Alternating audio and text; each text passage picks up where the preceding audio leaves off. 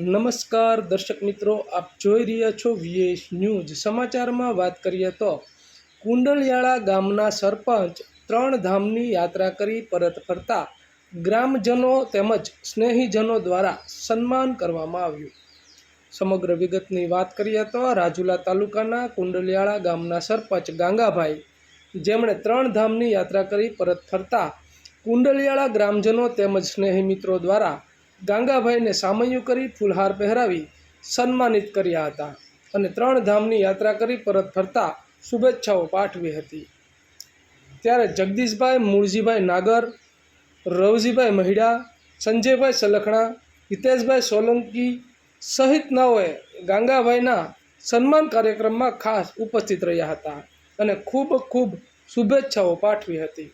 તો આવા અવનવા સમાચારો જોવા માટે જોતા રહો વીએસ ન્યૂઝ।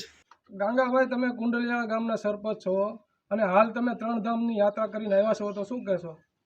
અમે અહીંથી 6 જણા હરિદ્વાર, ગયાજી અને રામેશ્વર, એટલે કે આપણે રામ ભગવાનનું મંદિર યુપીમાં અયોધ્યા, રામ ભગવાનના દર્શન કરી અને ત્યાંથી અમે સુરત આવેલા અને સુરતથી સીધા અમે રાજુલા આવ્યા। બરોબર છે। અને તમારું મિત્રો દ્વારા સન્માનિત કરવામાં આવ્યા છે, તો શું સંદેશો પાઠવશો?